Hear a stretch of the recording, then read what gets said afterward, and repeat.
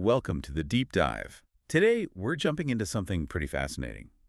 Michelle Obama's new fashion photo book, The Look. It just came out today. Right, and it's sparked a lot of conversation already, because this isn't just, pretty pictures. Not at all. We've looked at interviews, some excerpts, news articles tied to the release. And the whole point, our mission today, is really to unpack how she used fashion, something she was actually worried about strategically. Yeah, she thought it would be a total distraction, right, Yeah. from her actual work. Exactly. Diplomacy, diversity, even her own identity. It all got woven into her style choices, especially under that intense spotlight. It's kind of amazing when you think about her initial hesitation. It really is. She talks about being genuinely reluctant to even discuss fashion during those 8 years. Because she feared the clothes would overshadow everything else, the policy work. Precisely. Education, military families, kids' health. She didn't want headlines about hemlines instead of, substantive change. I can only imagine that pressure. You're trying to do serious work, and everyone's looking at your shoes. It's a massive tightrope walk. And the sources really highlight how that external pressure basically forced her hand. That hope of just ignoring the fashion side Didn't last long, I bet. vanished almost immediately, especially given her unique position. And let's talk about that scrutiny, because it wasn't just typical celebrity stuff, was it? No, not at all. The sources are clear.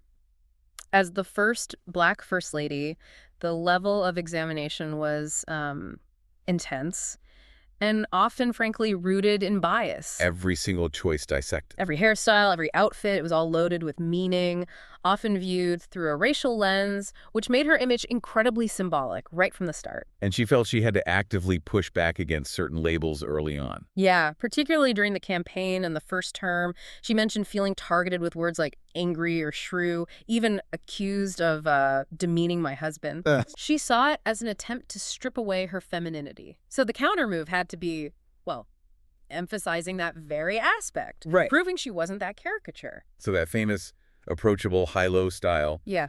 that wasn't just her taste. Oh, it was way more than taste. It was like a calculated defense, mixing J. Crew or Gap with up-and-coming designers. Right, like Jason Wu. Exactly. Yeah. Emerging American designers. It wasn't just about being thrifty or accessible, though that was part of it. It was a statement about democratizing style, about who gets valued. The message being, my status isn't just about expensive labels. Right. It's about being approachable, supporting new talent, and critically, she made sure the clothes, as she put it, could never speak louder than anything I had to say. Visible, but not overpowering. That's the balance. Think about the first inaugural ball gown in 2009. Jason Wu again, right? Yeah. He was pretty unknown then. Exactly. Only 26, Taiwan-born, based in New York.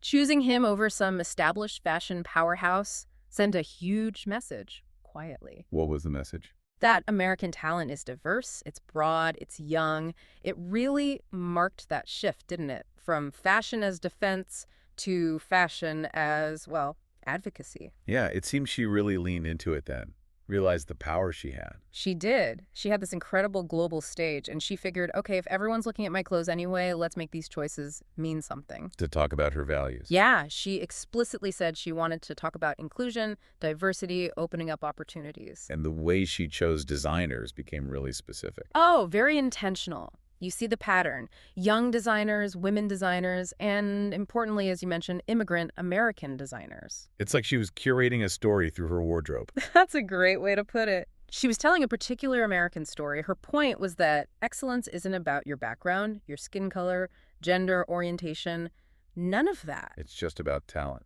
It's about talent. Her mission, as she saw it, was finding the best people wherever they came from and giving them that platform, showing the world how great they were. Okay, so this focus on diversity, one of the news pieces we looked at, connects this directly to the political climate, right? Especially thinking about it now. Yes. The article frames her emphasis on the diversity that makes America great as maybe a subtle counterpoint or response to Donald Trump's Make America Great Again slogan. A subtle jab, the article called it. Well, context is everything. The sources mention concerns around that time, ICE raids, attacks on LGBTQ+ rights, reproductive freedom challenges. So championing immigrant designers or designers from marginalized groups takes on a different weight. It becomes a powerful counter-narrative. It's not just about a pretty dress, it's a statement about who truly embodies American greatness, in her view. It's clever. Instead of a speech on immigration, Wear a dress by first-generation American. Let the clothes do the talking. And she directly linked it to the reality of the country. She had this great quote about who built America, who keeps it going. Oh, yeah, I remember that one. Black, brown, Puerto Rican, Mexican-American, Italian, Irish, Haitian, all of us, she said. Fashion, for her, mirrored that real, complex American story. That growing confidence really seems to pave the way for how her style changed later on. Definitely. After the 2012 re-election, the pressure maybe shifted a bit. She talks about stepping deeper into herself. Less about defense, more about assertion. I think so. Farah Jasmine Griffin, in the book's foreword, puts it well. She says in the second term, Michelle Obama moved beyond that kind of conventional safety zone. Bringing a more confident, comfortable assertiveness. Yeah, building on the persona she already had. And you can't discuss second-term confidence without the bangs. Yes. The bangs incident of 2013. It sounds funny now, but it was huge news. Front-page news for a haircut. It just shows the insane level of scrutiny, doesn't it? A fringe becomes a political event. And her reason was so practical, so culturally specific. Right. Black women will understand, she said, about giving her edges a break from the heat styling, the braiding, needing a rest for the second term. It's incredible that her team felt they needed to give the West Wing a heads up about it. A heads up about bangs. It just underscores how every single tiny thing about her appearance was loaded, potentially weaponized. It was never just hair. Never. But the sources say the real freedom, the real unfettered choices came after January 20th, 2017, post-White House. That's when we get the truly bold fashion choices. Exactly. No longer constrained by the office. Which brings us to those boots.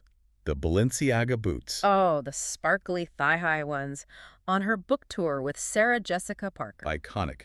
A total power move. Pure sartorial freedom. And she admitted, point blank, she wouldn't have worn them as First Lady. Why? Because the boots would have taken over. Exactly. They would have become the entire story. But once she was out, she could embrace that kind of expressive, uninhibited style. And that freedom also shows up in her hairstyles more recently, too, right? Embracing protective styles. Yes, like the braids she wore for her official White House portrait unveiling. That was a major statement. Which connects nicely to the team she credits in the book. Absolutely. She makes a point of highlighting them.